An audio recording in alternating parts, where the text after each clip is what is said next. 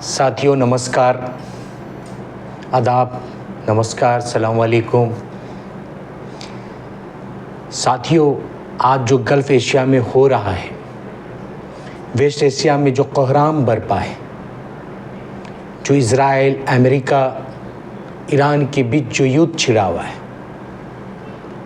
आखिर सवाल ये है, इस जंग में किसको फ़ायदा है? आप ध्यान से देखेंगे तो पूरे संघर्ष का फायदा किसी को हो रहा है तो वो रूस को हो रहा है।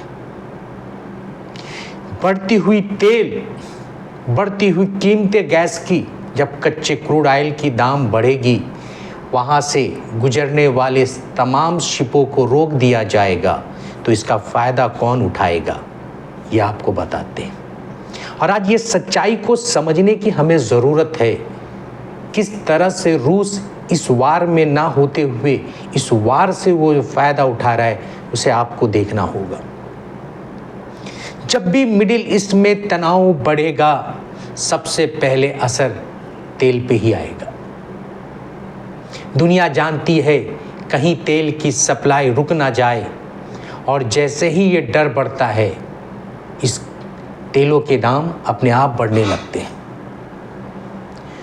तो रूस इस जंग का फ़ायदा कैसे उठा रहा है, इसको आपको समझिए। शायद दुनिया इससे समझ ना पाए, या दुनिया इससे बेपरवाह हो कि इस जंग का फ़ायदा कौन उठा रहा हो।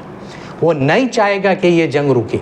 रूस की या चाइना की ये एक रणनीति रहेगी, ये जंग लंबा चले, क्योंकि उनकी इनकम बढ़ रही होगी।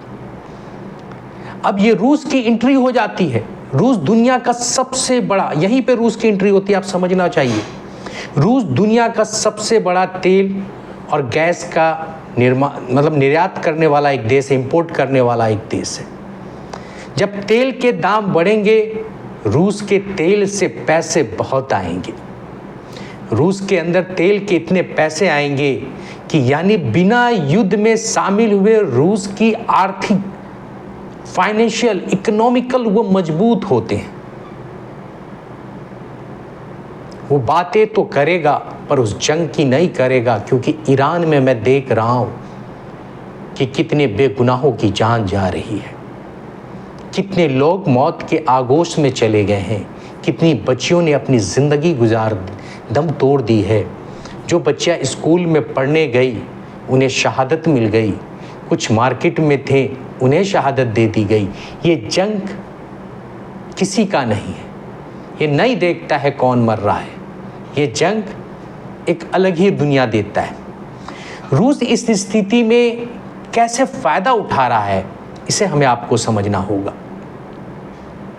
अमेरिका और पश्चिम इस मिडिल ईस्ट की तरफ ध्यान नहीं दे रहे हैं। इसका मतलब है कि दुनिया की पूरी फोकस आज के तारीख में ईरान, इज़राइल और इस पे है, पर रूस की फोकस होगी यूक्रेन पे।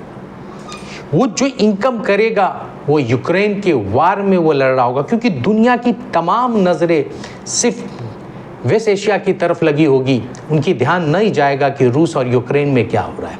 इसका फ़ायदा अगर कोई उठाएगा तो वो रूस उठाएगा। रूस इन फ़ायदों से क्या करेगा?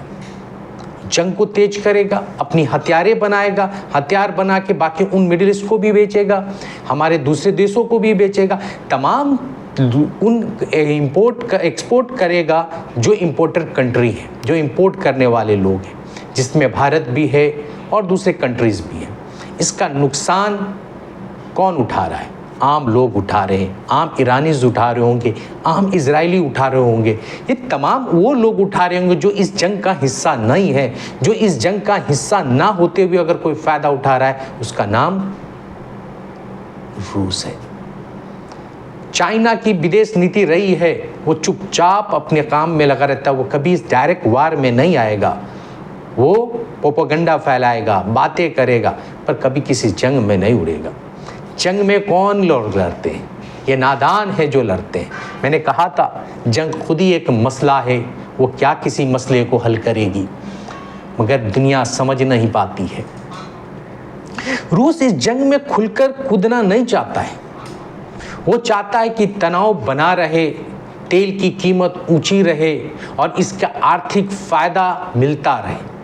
यानी रूस इस जंग में नहीं है, पर राजनीतिक आर्थिक दोनों फायदे का मौका वो उठा रहा है। पॉलिटिकल फायदा भी है उसकी, क्योंकि उसकी डिमांड बढ़ रही है, दुनिया कह रही है कि आइए रूस हमसे बात करे, रूस इसमें मध्यस्थता करे, पर रूस सिर्फ पैसा कमाने में लगा है।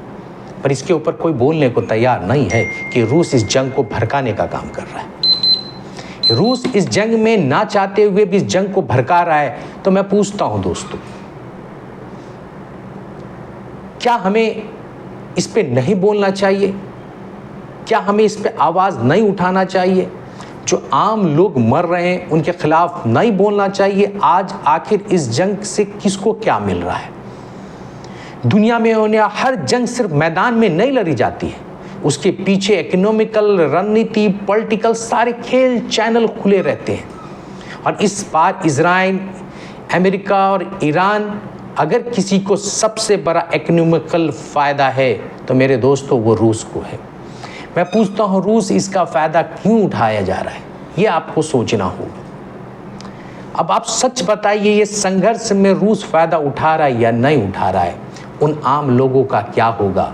उन आम हिंदुस्तानियों का क्या होगा? जो सिक्योरिटी, जो ऑयल है हमारे यहाँ, एनर्जी सिक्योरिटी है, उसके ऊपर असर पड़ रहा है। उसकी लड़ाई का इम्पैक्ट उन लाख, हज़ारों, करोड़ों लोगों पे पड़ रहा है जो विदेशों में जाके काम करते हैं या वहाँ काम। तमाम फ्लाइटें रुकी हैं। फ्लाइट रुकना, शिपों का रुकना, इकोनॉमिकल, फाइनेंशियल तमाम नुकसान है जो इस हिस्से में नहीं है। जो इस लड़ाई के पार्ट्स नहीं हैं वो भी तिल तिल होके मर रहे हैं। इसलिए मैं कहता हूँ, ये रूस, चाइना इस जंग को चाहते हैं और भड़काए और अपनी इकोनॉमिकल पावर को बढ़ाएं, अपनी पॉलिटिकल पावर बढ़ाएं।